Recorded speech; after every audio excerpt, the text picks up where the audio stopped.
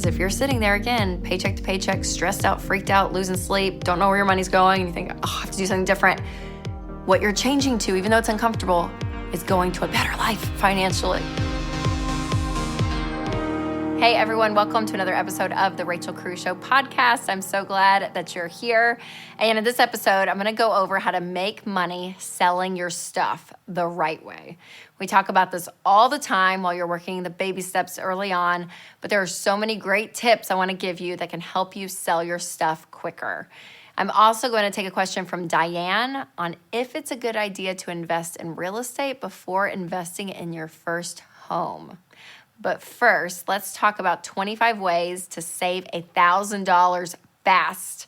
I know getting through baby step 1 can be tough, but I hope this can be helpful on your journey to be debt-free. So take a listen. So saving $1,000 is the first step that you're going to take in our 7 baby steps plan. So this is our proven plan to help you get out of debt and build wealth and really just get control of your money. So baby step 1 is $1,000 emergency fund. 2 is get out of debt. 3 is your large, fully funded emergency fund of 3 to 6 months of expenses. Baby step 4 is funding 15% of your income into retirement. 5 is saving for kids' college. 6 is paying off the house. And 7 is to build wealth and be extremely generous. So again, this plan is proven. It's what we teach on. And so that very first step is that starter emergency fund. So those of you out there that are thinking, okay, I feel out of control with my money. I don't know what's going on. I feel like I just live paycheck to paycheck. I need to do something. Well, this is your first step, that $1,000 emergency fund. And this is really the buffer between you and life. Because when something happens, whether something breaks on your car, your kid has to go to the doctor unexpectedly, your house, has a plumbing issue or an HVAC issue or something happens, you need cash. And the goal for that is that you are using your money for that emergency fund. Because think about it, if you have an issue with your car and you have no money saved and you have to go and swipe the credit card to fix it, well, not only do you have a car problem, now you have a money problem. The car gets fixed, but now you still have another problem, which is the money because you're deeper in debt. So the idea is that you are using your money to be your emergency fund, not the credit card. Now, this step I will tell you, it's the easiest baby step because it's $1,000. Now, I understand $1,000 is a lot, but you can do this. Like, we're going to walk through steps on how to get $1,000 quickly.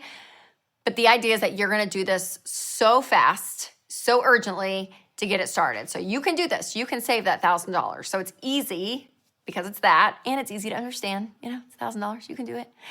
But this is the hardest step because what you're saying is that you are going to engage in this process that you have never engaged in before. You're going to be doing something different with your money, which means you're going to have change in your life, and change is difficult. Change is hard for everyone, right? We are so comfortable in what we know and what's predictable. I mean, think about it. You usually drive the same way to work every day. You usually sit in the same place at church every Sunday. Like, you just like your normal routine. And once that shifts and something different is happening, it feels weird. It feels uncomfortable. So I'm just preparing you. That's why this step can be the hardest step, because you're going to engage in change.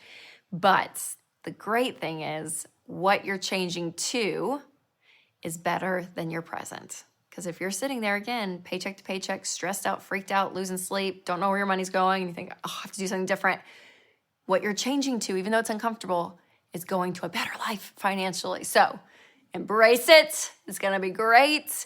And the awesome step is, like, once you finish this step, you got $1,000 saved. It's pretty great because chances are life's going to happen and you're going to need that emergency fund. And that's what's a little bit defeating about this as well, because, man, you get that $1,000 and then you start working your way out of debt, and then something happens and you got to use the emergency fund. And it's a beautiful thing because it's there, but also it can be kind of hard because you have to start back over and pause getting out of debt to build up that $1,000. But that's okay. That's okay. So maybe you're starting this whole process. Maybe you have started, but you're back to baby step 1 because something happened. We're all good. We're all good. That is what that emergency fund is there for. So this really is how you stop living paycheck to paycheck and live life with an intentional mindset around your money. So baby step 1, $1,000. So how do you get it? Well, we got 25 ways to help you build up that emergency fund. Are you ready? So exciting. Number one, a budget. You knew I was going to say that. I know.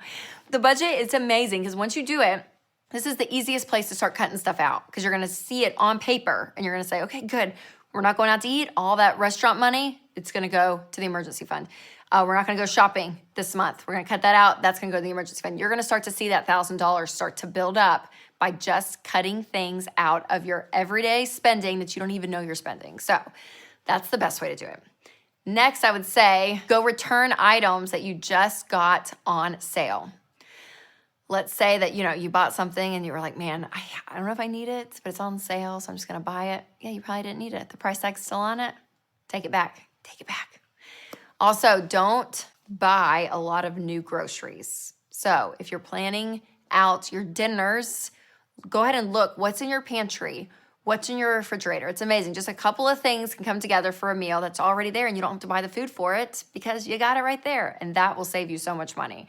And so eating out of your freezer and your pantry, it's a great way to live. And again, saves a lot of money in the food budget. Now, I did an article on 9 pantry meals you can make. So I'll put that link in the show notes, or you can just Google Rachel Cruze pantry meals and hopefully that'll give you some good ideas. Okay, when you're going to work, see if you can carpool with someone. Saving money on gas is huge, especially if you have a really long commute. If you're driving, 20, 30, 45 minutes to work one way, just having someone that you can split that time with, you will save so much money on gas. If you can bike to work, if you can use public transportation, all of that. Some of you, if you live in a city and you could just walk to work, you probably are walking anyways, and that's great. But like anywhere you can save money when you're going to work is huge. Okay, turning off lights. I'm terrible at this, y'all. This is not a good habit of mine. I just leave lights on all the time. But it is amazing how your bill goes up. You see it, you're like, oh my gosh, if we're not in the room, we're gonna turn off the light. Turn off the light. It's these little things you can do that, again, may not save you like thousands of dollars a month, but it's gonna save you a little bit here or there. And that's where you can start to really gain traction towards that $1,000. Also, adjust the thermostat in your house. So if it's winter, maybe you make it a little colder and you can save on heat. If it's summer, maybe you keep it a little warmer and save on the AC. Or if you go out of town, turn it off or put it adjust it, right? Like Winston's really great at this. Like if we leave and we come back, it's like 76 in our house. And I'm like, he's like, sorry, I forgot to turn the AC on the app on my phone before we got home. But that way, if you're not home, it's great. You can save money that way. Also, unsubscribe from emails when it comes to your favorite stores. This is a tricky one. I always have to do this because you're not thinking about buying something and then you go and, oh, look, you open up your Gmail and there's 8 different emails with 8 different sales of 8 different stores you've shopped at. And you're like, oh man, well, I guess I'll just click and click and click and click and I'm buying, I might realize I'm doing it. So don't even have the temptation, unsubscribe. Okay, the other one is skip coffee, you guys. Skip it out. Don't buy coffee out. Make it at home. It is so much cheaper when you just make coffee at home versus going through the drive-thru and buying a cup. So I know it's not as exciting. It may not even taste exactly like what you want. But listen, you can make some great coffee at home, okay? Save you some extra bucks per day for some of you by just doing this. Also, pack your lunch. So if you're going into an office or if you're home with the kids, don't go out to eat. Eat at home, especially for lunch. One of my love languages, you all know, is pizza. Love pizza. Had it twice this past weekend. So good. But when you're saving money for your $1,000 emergency funds, buy it at the store. Just buy it at the store. Even at Costco or Sam's, you can get multiple frozen pizzas in one thing versus delivery. If you get delivery, you're paying extra, you're having to tip. There's a lot of extra dollars that go out on that with pizza, so just buy it at the store. Also, sell some stuff online. I have an upcoming episode detailing exactly how you can make more money selling things online. So this is a great way to make extra cash.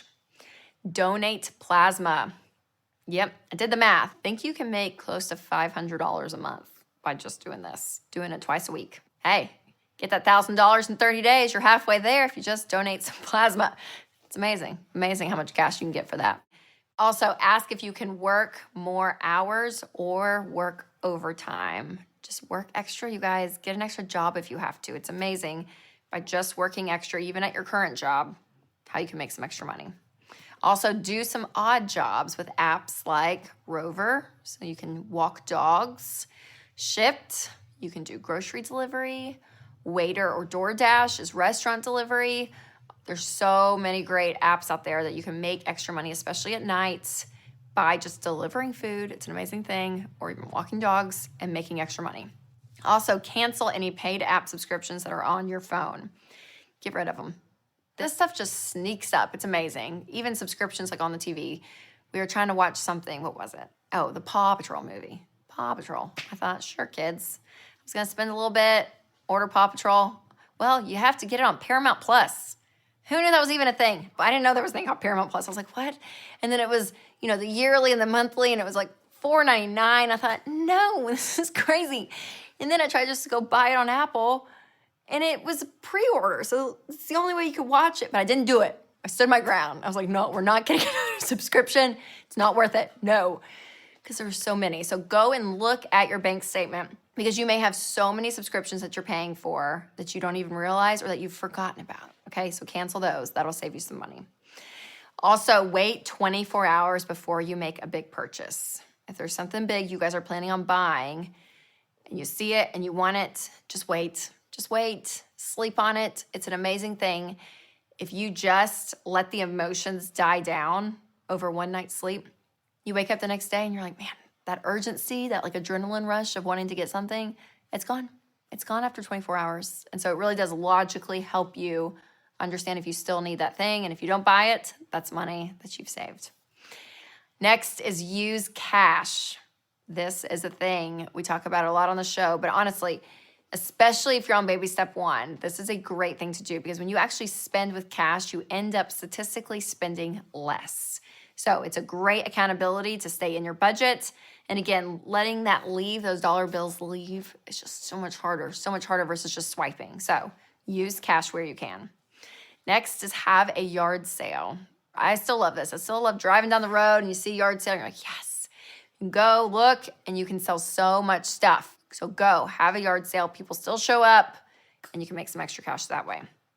Next is to set up automatic deposits into your savings account from each paycheck. So just put a little automatic savings that no matter what, there's going to be some money going into a savings account that you're not even having to physically do yourself, right? It's just automatically is going. All right, next, look around for change in your house. And what do I mean by change? Not the change we were talking about earlier, people. No, like the coins. It's amazing. I don't know if y'all have this. We have like this little bag in our junk drawer that, if stuff happens or it's mostly Winston. He like has it in his pocket and he'll just throw it in. And I'm like, you could easily have like $70 of just quarters and nickels and dimes in this little thing. Like, it's crazy how much change we have. So look around for that. If your kids have some stashed away, like gather it all. Oh, take them from your kids. You could take from your kids. That makes me a little sad. But you know what? We're trying to get that $1,000, people. Find whatever coins you can. Cash it in. Say yes, some money towards that $1,000.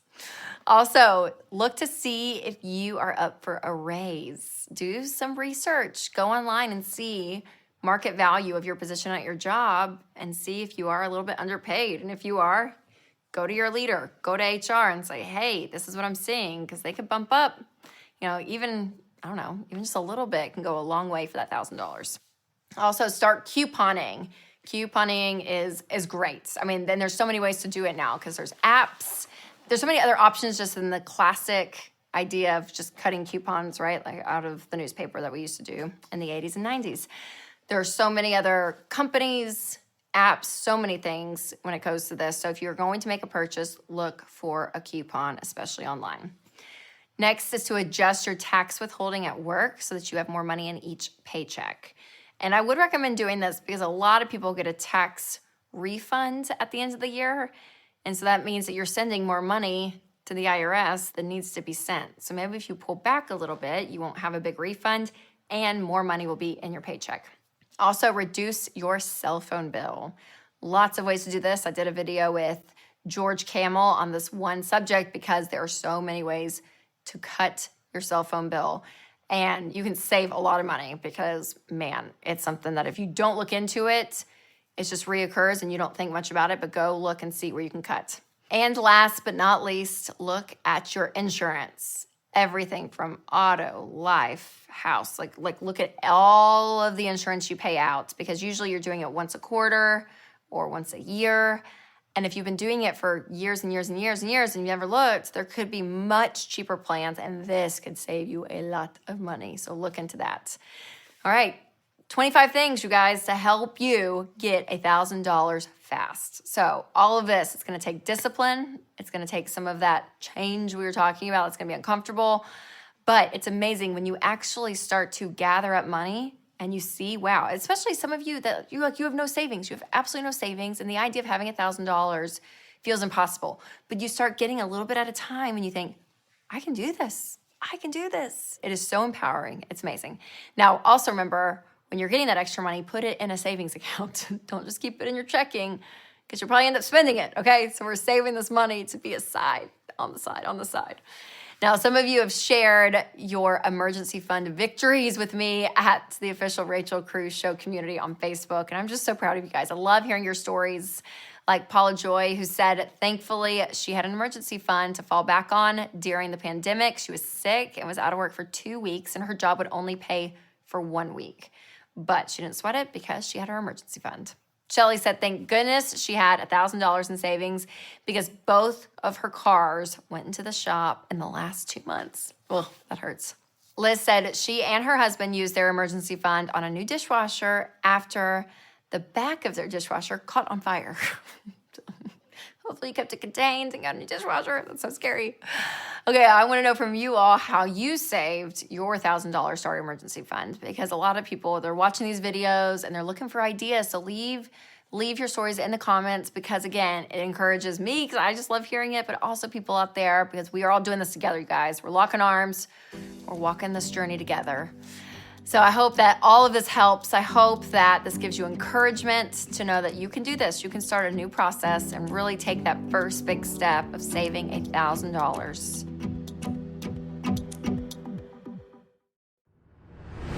Okay, you can make a lot of money by just selling your stuff online. That's it. Like, look around your house. We all have stuff. You can make so much money. So especially everyone on baby steps 1 through 3, if you need extra cash, sell some stuff. So we're gonna dive in today on how to get the most money out of selling your stuff online. Number 1, list in multiple places. You want to be easy to find as many buyers as possible. So here are some great options to sell online: Facebook Marketplace, Craigslist, Garage Sale, Poshmark, Etsy, Ruby Lane, Cherish, Nextdoor. Lots of places, you guys, and probably even more. So listen, if you have bought something online, think about the places. Okay, this is where I've bought items online, and go through, because if you make a great listing, you can make some money. So let's talk about that. What does it take to create a great listing? Take high quality photos. It's the biggest mistake people make. They have maybe a great item, but the picture's so crappy, like no one wants the item. So here are some things to do to make sure you have really great pictures. And remember, it doesn't take a professional photographer to do this, okay? You can do this. Lighting. Number 1, look at your lighting. Natural light is always best with no shadows. So if you're shooting outside, make sure there's some shade, or if you're inside, do it by a window with natural light coming in. It will change it. Number 2, the background. No one probably wants something with like a sketchy garage, all this dingy, gross looking, and there's the item, okay? Think about the backgrounds. It's best if it's solid and if it contrasts in coloring. So if, for example, if you have a dark item, put it on a white background. It will pop. And don't lay a tan vase on a beige couch, like where it like blends in, okay? You want that contrast. Next, take multiple angles. So lots of pictures here, okay? You can do portrait mode on your iPhone, but take at least 3 pictures from 3 different angles and different distances. That way you can actually have options when you're posting online. And if you are selling a purse, for example, again, take pictures with the purse zipped, with it unzipped, up close, inside, the pockets, like lots of pictures, lots of detail. And then also staging. So position the item purposefully. And pretend that you're at a store, okay? If you were to create a store, how would the store display the item? Think like a retailer. They're not gonna have their kids right next to the stuff. They're not gonna have their pets right there, all their messy stuff right there next to the item. No, no, no. It's gonna be clean. It's gonna be crisp.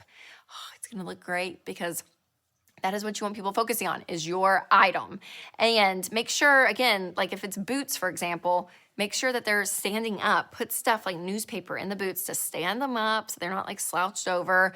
Things like this, you guys, I promise you can make so much money if you just make your item look great in the pictures. Also, when you're selling online, make sure the item is in good shape. So give your item the best chance of being sold to make sure that it's clean. Yes, spend a few minutes, clean it, iron it, polish it, vacuum it. I don't care. Make sure it's clean.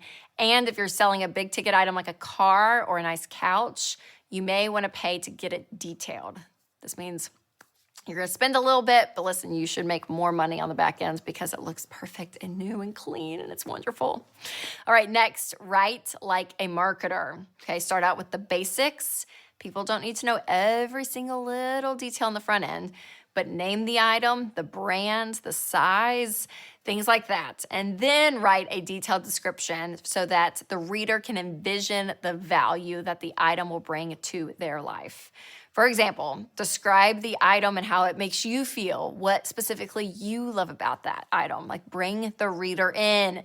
It will sell them, okay? And not everyone needs every single detail, but some people do. So at the bottom, be descriptive and give details. Also in this, proofread, you guys, and spell check, please. The worst is trying to sell something online and it's grammatically off and there's misspelled words.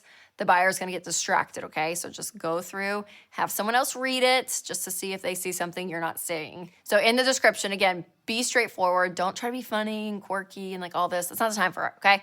Just say what you need to say and how to sell this item. And don't be afraid to be honest either. So if the item does have some flaws, say that. Because actually you can establish a lot of trust with someone when you're upfront with, hey, here's what's going on. And here are the things that, aren't so great necessarily. Be upfront. Also, have great customer service. So respond quickly if you're reached out to. Mark items as sold as soon as possible if they're not available. And don't make promises you can't keep. That means don't promise to hold an item for someone if you really want to keep the item out there because you think you can get a better purchase price, okay? So just be honest. Also, when you're selling online, start small. Okay, this can get kind of addictive. Maybe you're selling stuff just to get out of debt, but maybe you're like, wow, this is bringing in some cash. Maybe I can flip some more furniture or, cross stitch or something. I don't know, like sell things more and more and more online and make money. If that's the case and you get excited about it, don't go and invest thousands of dollars into this, okay? Really start small. And then if it picks up and it kind of starts to be a thing, the more money you make, you can reinvest back into the items and buy more stuff and supplies and actually build something, but you're doing it organically. You're not going out and just spending tons of dollars because a lot of people can get in trouble doing that. Also, be safe when you're selling online. Make sure you have someone with you, okay? And do it in a safe and public place like a library or a police station out in front of it. So just don't bring people to your home if you can avoid that. I think it always helps because some sketchy stuff can happen. It doesn't always happen, but it can happen. Winston sold one of our laptops. This was years ago before we had kids. And sold it outside of the sketchy mall in Nashville. And he said he was going to this mall. And I was like, that's like out there, babe. He's like, I know. Went, and sure enough, the lady handed him counterfeit money in an envelope. Then he realized it and like chased back after her, like yelling for her. I was like, oh my gosh, you could have gotten shot. Like, oh my God. So stuff happens, you guys. Be on the lookout. And if it's cash, flick each one of those bills. Make sure that it's not counterfeit money. Oh my gosh, it's so crazy. It's so crazy. And make sure, again, that you're not going to get into something that there's going to be fraud or they're going to take your money. So do not send your item if you're selling, okay?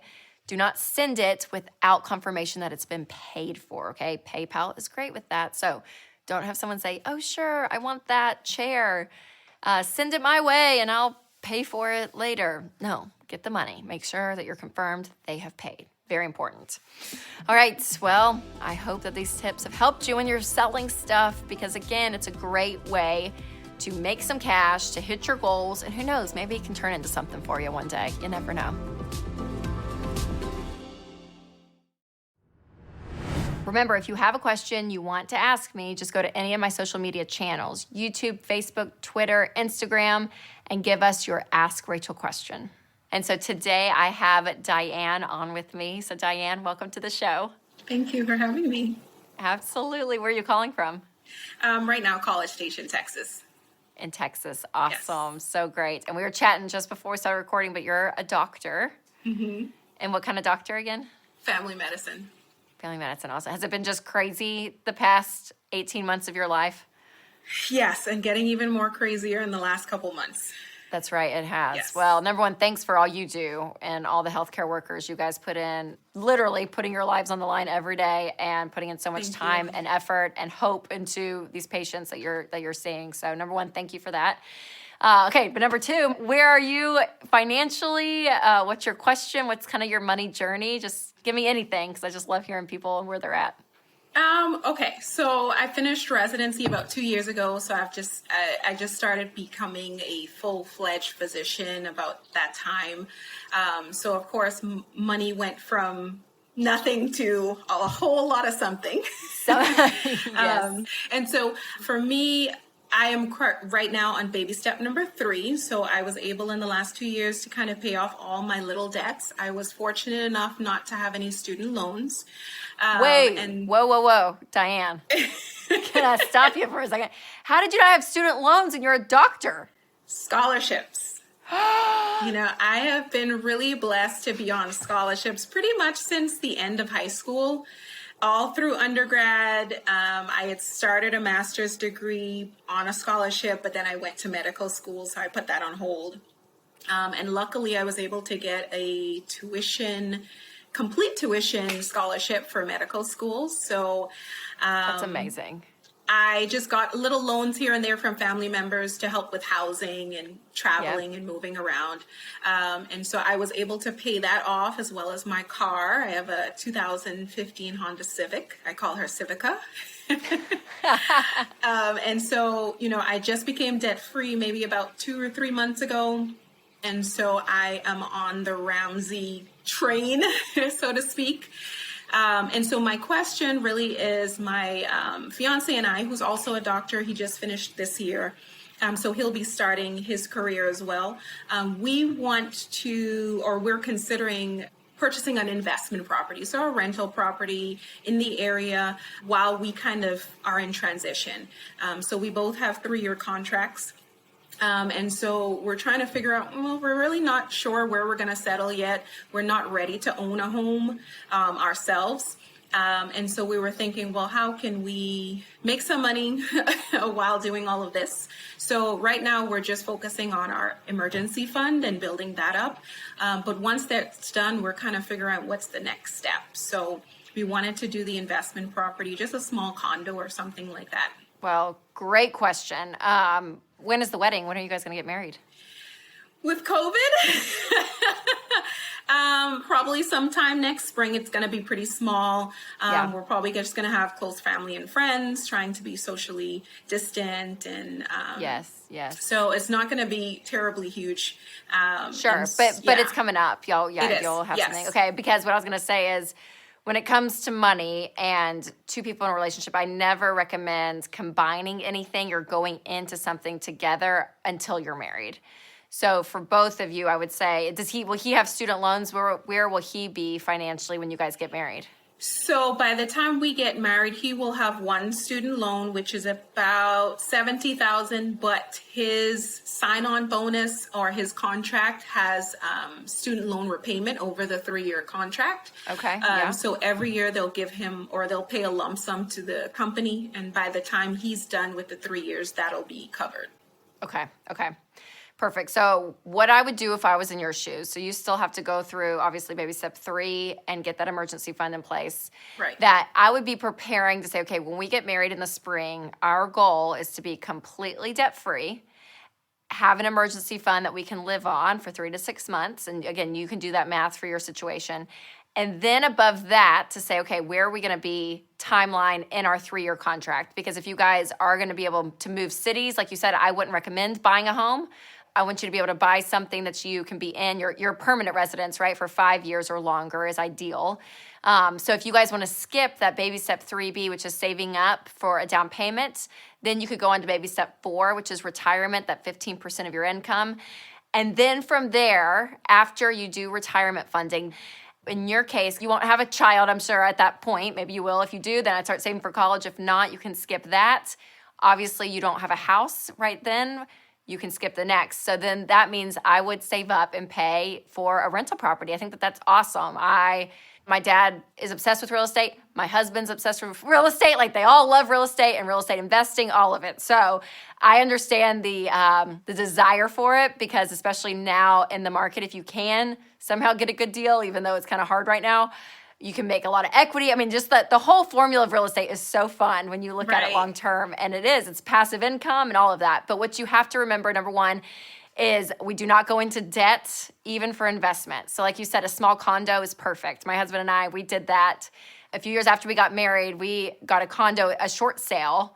We went in, it was before foreclosure, and went in and got it so inexpensively. I swear, you could probably buy a car more expensive than this condo. And it was nasty. We put some carpet in, did a couple of things, but you're able to get a renter in, and we saved up, and we just did this long-term plan with investment real estate. So that's how I want you guys to kind of look at this. Again, it's very shiny, it's very exciting, but what people don't think of is the risk involved being a landlord, which requires time, effort, and if you guys are not in the same city as your property, it can get really difficult with the logistics of everything. So think through that. There's just a lot to think through. So I would take your time. You guys, like you said, you're making a great income. You probably have a very big shovel that you're able to do a lot of stuff with, which is awesome. And then same with him. He'll be a doctor as well. So you guys have an incredible future ahead. But I would kind of just take a beat, slow down, and map out the rest of you guys for the next 18, 24 months to make sure you're out of debt. You have a fully funded emergency fund. And if you're still in that transition, you guys have some extra cash on the side that you think, okay, let's go in and just, buy a condo and start this. I think that's great. I think you would be in a position to be able to do that. But then again, saving up for a primary home, I think is a big goal for you, for anyone. But when you guys have roots somewhere, I would definitely recommend saving up for a down payment and buying a house and going through. But I think you're kind of in a unique situation, which is really exciting. I think it's really fun that you guys are in this position. So it's awesome. And you sound diligent. You're obviously very, very smart. So you're gonna do just great. Does that help answer your question? It does, yeah. And it aligns with kind of our timeline. We want to take our time. The market is crazy right now. And so we were thinking, well, let's just pile cash. So we'll do the emergency fund and just kind of save and save and save. And if the market turns around and we're ready, then we would do that. And hopefully it will be in the same city that we are in. And like I said, small condo, just to make sure we get our feet wet. We know what's going on, what things to look for, laws and things like that. So yeah, what you said aligned really with what we were talking about. So thank you so much for that. That's awesome. Absolutely. I know. And I'm not a real estate investor, but I'll give you this tidbit that I've learned over the years. You make a lot of your money in investment real estate on the purchase. Like if you can get it in a foreclosure, in a short sale, like if you can get instant equity, that's the long-term play, right? Because if you decide to sell, your rental payments are great each month, but that's going to be kind of a drop in the bucket for what you could build on an instant. So that's kind of the rule of thumb with, I would say, Big Dave with his real estate idea, and now my husband. So they're like, at the purchase, make your money at the purchase. So that's just a little, you can claim that to me though. I will. That was Rachel's real estate advice. Girls rule.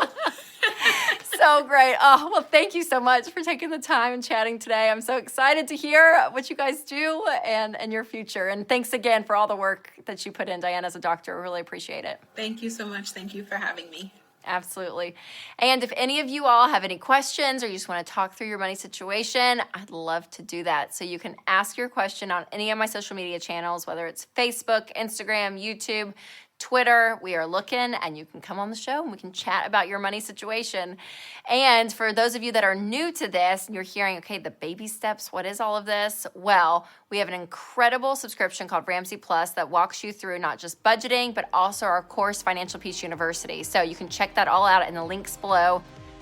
Well, I loved Diane's question. It was so good because, again, everyone's situation's a little bit different, but asking these questions to set you up for long-term financial success is so, so key. So Diane, thanks for coming on and asking your question. And thank you guys so much for listening to this episode. If you have not hit that subscribe button, make sure to do that. And if the Spirit leads, you can leave a review. Thanks again for listening. And remember to take control of your money and create a life you love.